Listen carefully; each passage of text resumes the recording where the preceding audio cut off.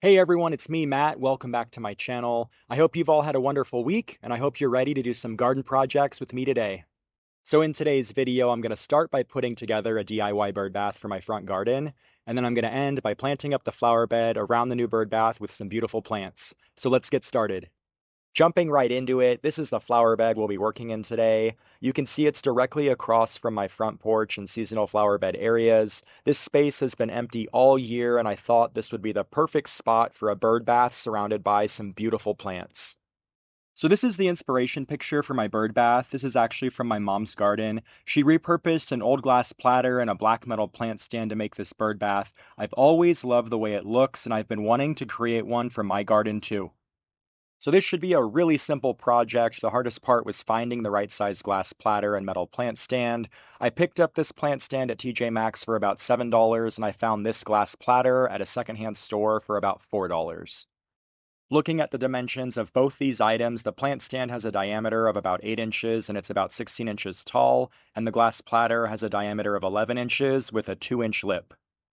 If you decide to create something similar for your garden, I suggest finding a plant stand with a flat top so you can easily secure your glass platter to its surface, and try to find a plant stand with feet long enough to sink into the ground, providing stability for your bird bath. The feet on my plant stand are about 4 inches long, so I can easily bury the bottom few inches into the soil surface. And then for the glass platter, I suggest you find one that's at least 10 inches wide and about 2 inches deep so it can hold enough water for the birds to splash around in. I also suggest spraying the metal plant stand with clear Rust-Oleum spray to prevent rust, since it's going to be in contact with the soil and exposed to the elements. This will help the plant stand last longer. When you use the Rust-Oleum spray, make sure to shake the can well before spraying. You also want to make sure you're spraying in a well-ventilated area. Always spray in a steady up and down or back and forth motion. The trick is to keep the can in motion and at the same distance from the object you're spraying to avoid drips and paint runs. I also recommend applying at least 2 coats to ensure even coverage. This product dries quickly. You should be able to handle newly sprayed objects after about 30 minutes. I'll be sure to link this Rust-Oleum Satin Clear Enamel spray in the video description for reference. Once the plant stand has dried, we can move on to the last step with this DIY bird bath project, and that's securing the glass platter to the top of the plant stand. I'll be using this E6000 clear industrial strength adhesive to attach the platter to the plant stand. This stuff is great, it's really inexpensive and can be used on metal, wood, fabric, glass, and ceramic.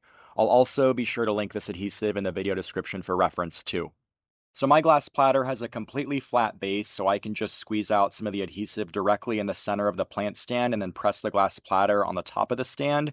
If your platter doesn't have a flat bottom, be sure to apply some adhesive in an area where the plant stand and platter make contact to ensure there's a secure bond.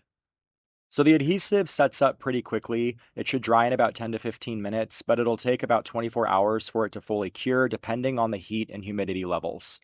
So now that the bird bath is complete, let me quickly move it into the flower bed, and then I'll show you all the beautiful plants I picked out to plant around it.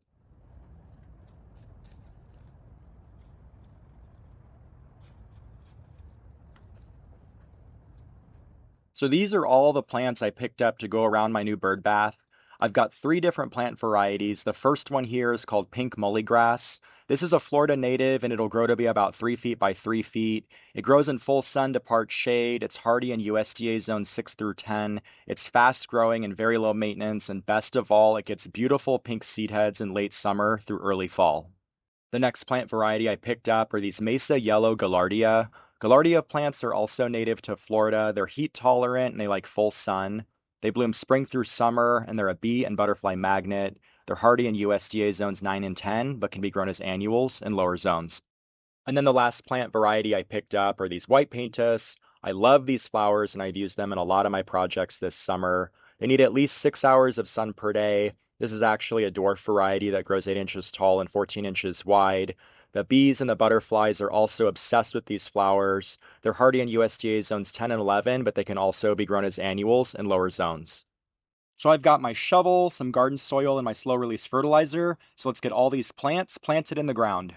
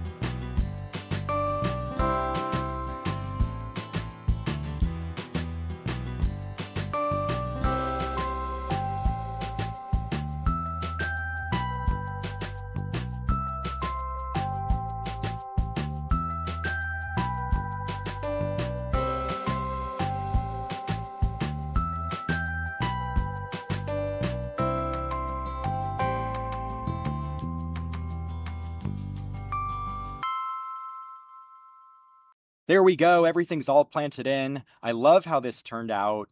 As you walk up my front walkway, the pink mully grass will make a nice backdrop behind the bird bath once it grows in. I also love the pops of yellow from the Gaillardia plants, and then the white paintus are going to look amazing once they really start blooming. Also, I'm not sure if you saw how severely root-bound the Gaillardia plants were.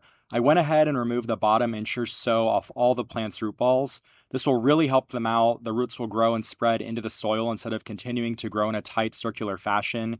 Leaving plants root-bound can deprive them of nutrients and water, and eventually the plants could die. As far as watering goes, this area is hooked up to my drip system. My drip irrigation is currently running daily in the mornings for 30 minutes. I plan to keep an eye on this area and add supplemental water to these plants if needed, but I think they should be just fine. And as a proactive measure, I shook some Captain Jack's bug and slug killer granules in this flower bed since the slugs and snails were terrible earlier this summer. This stuff works great, and I highly recommend it if you're dealing with pests in your garden. So overall, I'm thrilled with how this whole area came together. I love all the new plants, and I hope I've inspired you to create a DIY bird bath for your own garden. Remember to hit those like and subscribe buttons so you can hang out with me in future videos. I hope you have a great rest of your day, and I'll see you next time.